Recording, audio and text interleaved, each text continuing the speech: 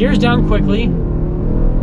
Hey everyone, it's Ben Hardy here, and in today's video we're going to be going over a 2020 Jeep Grand Cherokee in the high altitude package. So as always, a huge shout out and thank you to the Jeep Chrysler here in Sandy, Utah for providing us with this Grand Cherokee. Check out the inventory in the link below. Let's just get right into it.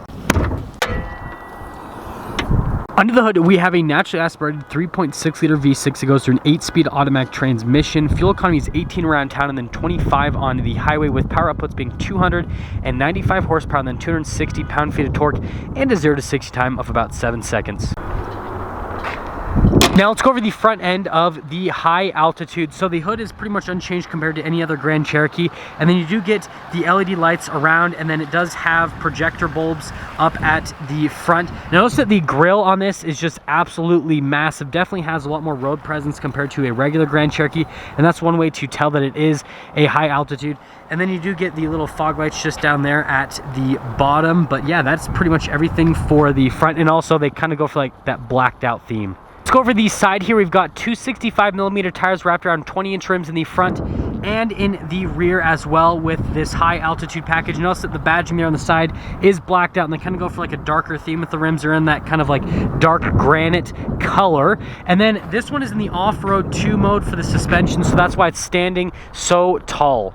Here's our key fob for the high altitude. There's a couple functions here. You've got the unlock and lock at the top, and then the release for the tailgate, and then the remote start function as well. And well, if we press the remote start twice, first time we'll lock it, second time we'll do the little start function.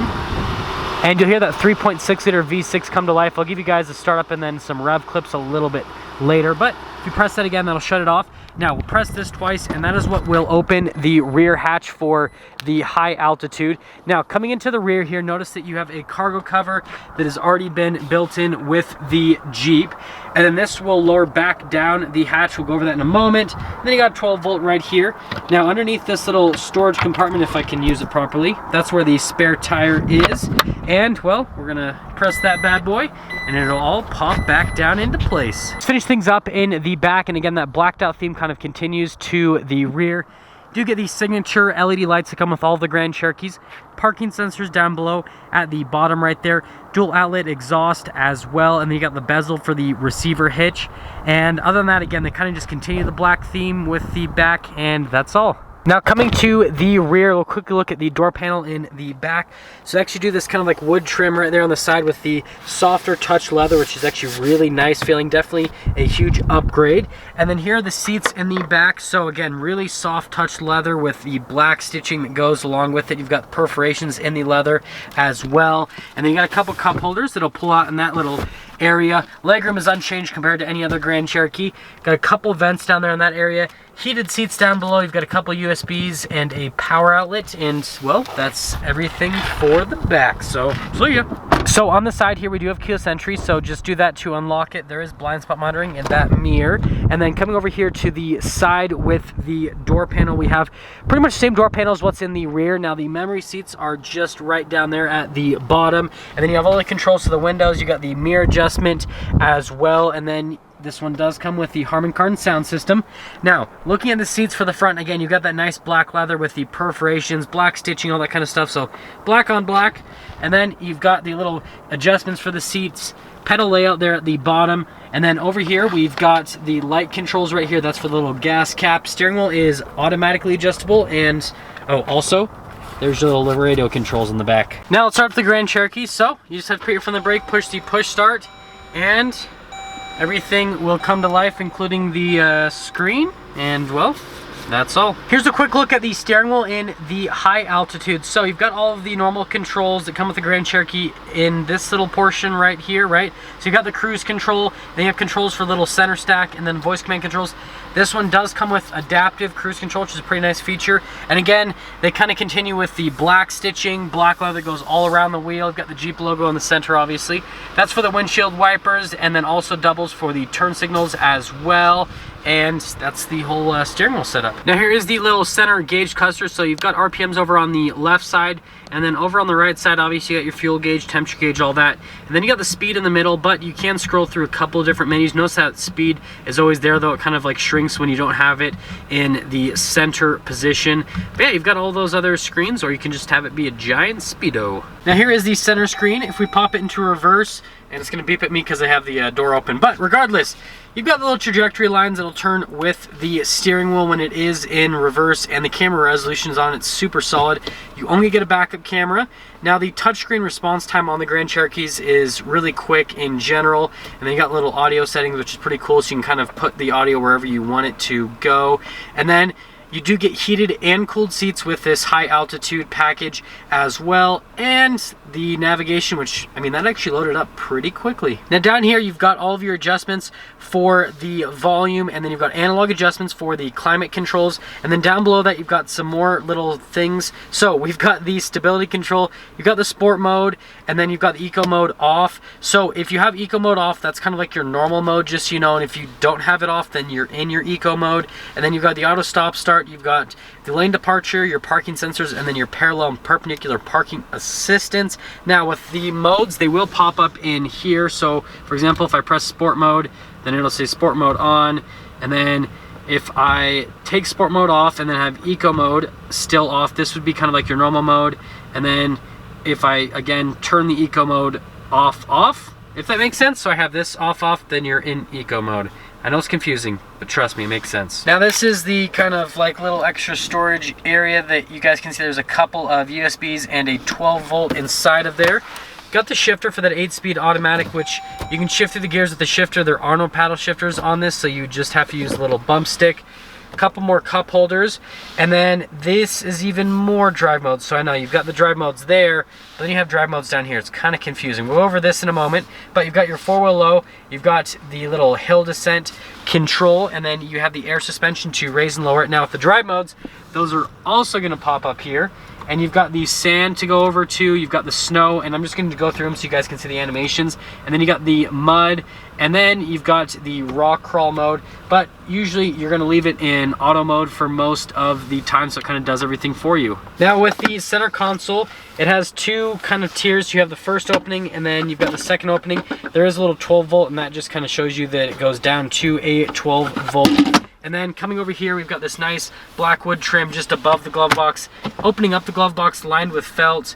Got a ton of storage space in there, and well, that's all. Our sunglass holder up top. Full panoramic sunroof up here, and then you've got the little light control, which it is just a regular halogen bulb, and well, that's all for the top. Now that we're done going over the interior on this high altitude, let's quickly talk about pricing. So this high altitude, with all of the packages, it has stickers for about $55,000 before any type of market adjustment.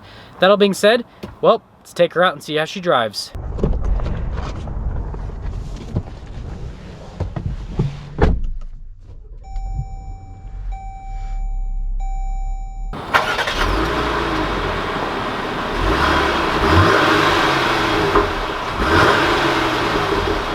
Let's talk about visibility here in the 2020 Grand Cherokee high altitude before we set off. So visibility over the hood, just like any other Grand Cherokee.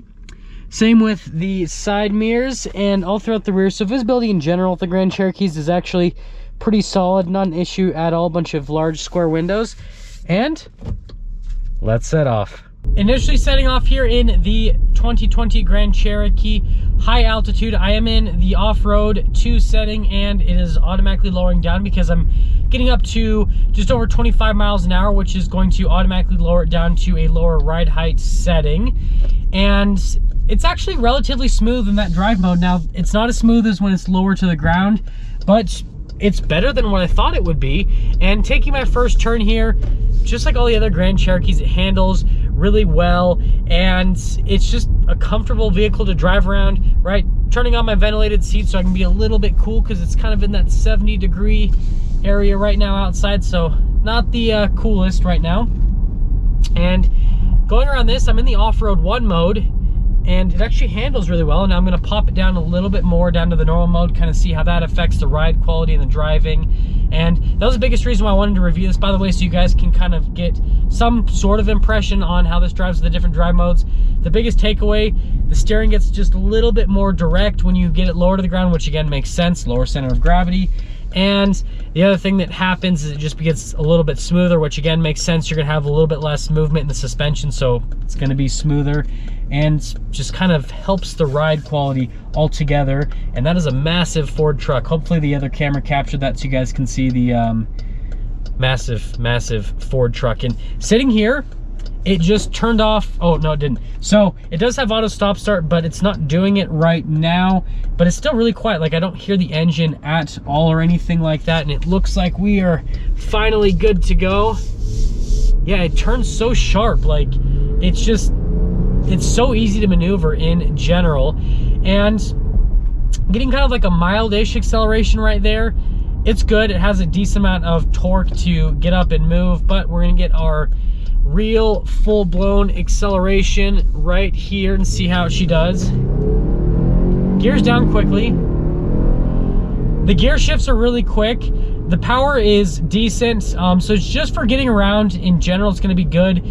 If you've got the extra money to fork out for the Hemi, I would recommend it. That extra power bump, definitely worth it in my opinion. But this is more than enough power. It's more than adequate for the size of vehicle this is.